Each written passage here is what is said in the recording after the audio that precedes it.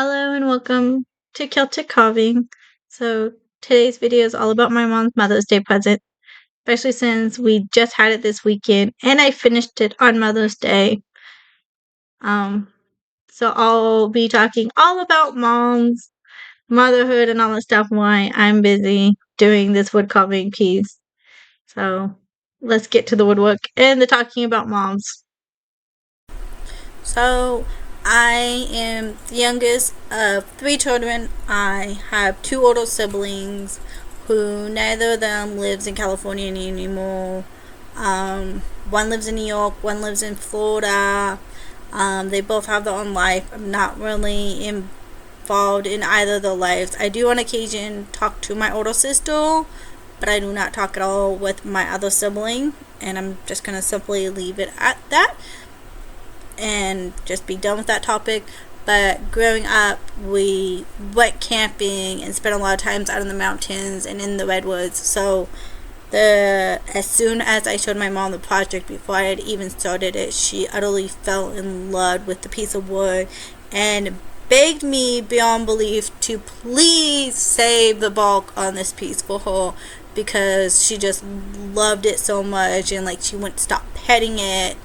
And she just, even when I took it over to her, just show it to her when I was in the middle of working on it, because I got stuck at one point when I was working on it, she would not stop petting the board. And I was like, I need to clear coat this so it doesn't fall apart. But she's like, if you clear coat it, then I can't feel the fuzziness. So I have not clear coated this project at all. I just really hope she does not pet it so it falls apart. But if it falls apart, it falls apart, and she will just have to clean up the mess and deal with the aftermath, because she knows what happens without it being clear coated. But my mom, she was really there for me when I was growing up and everything, and also could kind of relate with me from having depression, because she herself had suffered from it as a teenager and some as an adult. So she was kind of very understanding, but also not understanding at the same time, because every person's depression is different. So she could relate and could not. So that's just part of being a mother, is you can kind of relate to what your kid's going through, and you kind of can't. And if my children ever have depression, well, I will probably be able to slightly relate to them and slightly not be able to relate to them. I really hope neither of my kids do get depression, but if they do, I can go, okay, well, I've been through this too. You drove me crazy as kids, and you'll get through this just like I got through this, and I'm here to help you, and I'm here to listen, just like my mom is there to listen when she's not busy teaching. My mom teaches high school. I won't tell you where she teaches or what subject she teaches, because I don't know if any of her students watch this, so I don't want to say anything like that and just leave it her look at that. But she really enjoys being a teacher. I know she, as much as me and my siblings drove her crazy, she enjoyed being a mother. And she was a stay-at-home mother for a very long time, until she actually got her license to be a teacher. And I also myself am a stay-at-home mother. I quit my part-time job when I was probably about 7 months pregnant with my older daughter, and just became a stay-at-home mom. And it's something that I truly enjoy that I got it to do, and I really enjoyed these last 6 years of being a stay-at-home mom. It's a blessing and a curse, because I don't get to be around normal humans, especially when they're infants. You don't have that human contact. All you got is a baby, especially during COVID. All I had was a child and my husband and no other people.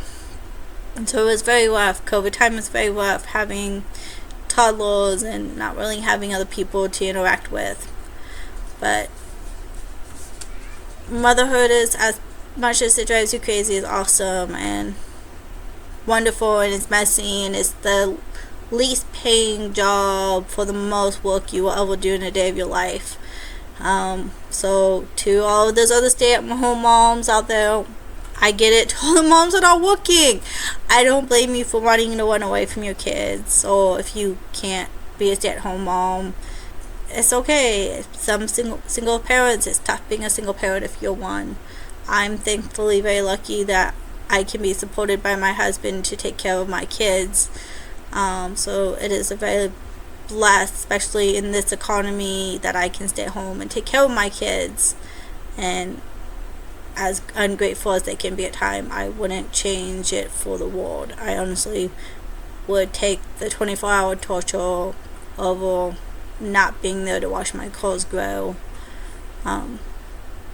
So to the project, this bulk, I've never worked on redwood before, so this was my very first time working on redwood, and trying to figure out how to go around the bulk and everything was very interesting and complicated, and that fuzz stuff flew everywhere, as you probably have noticed from all the vacuuming I have been doing. But I honestly really think that this piece turned out very beautiful, and my mother loves it beyond beliefs. She will be picking it up for me because I had to do some other stuff that I didn't get to finish until late Mother's Day after she left. I actually worked and did most of this project actually the day before Mother's Day. I did most of the work because I had been sick, my kids had been sick, like I mentioned before. Sorry about the coughing. But so it was really nice to do it. And I got this redwood actually from one of my neighbors. He has access to a lumber mill. I'm not exactly sure how he has access to it. He told me, I have forgotten. I have a memory of a goldfish. But he drops wood off in front of my house, and it was one of the chunks of woods he left, and it is just a very beautiful piece of wood, and it's made it so I can do very, very beautiful piece. And I'm actually really looking forward to doing a thank you present for him for all the wood he has dropped off, because he has dropped off 3 loads of woods in front of my house. So I'm really looking forward to doing something to say thank you.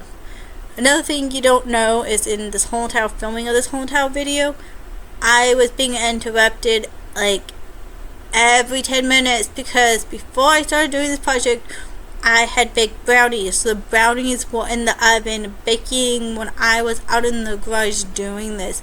So about every 10 minutes, my oldest would come out and say, "Mommy, the timer's going off, the brownies are done. Mommy, the timer's going off, the brownies are done." So I had to constantly get up and check on the brownies, which they were not done, because it takes 60 minutes to cook the brownies. So here I am Saturday night finishing it up after I've gone to visit my mom and showing her to get her help, since the project was for her. And I got the cutest footage of my daughter ever when I was out there, and I saved it for the end of the video. You guys can tell me if it was really cute and sweet and heart touching, or if it's just all in my head and I think it's that way because she's my daughter. But so you guys can let me know what you think. But this is me pretty much just finishing up with all the carving and everything. I give it a sanding once over, and then I'm pretty much done with the carving, and then I do some painting on it, which is mine and my sibling's name. So you guys can tell me what you think. Bye bye. Hold it now, hold it like a pencil, hold it like a pencil.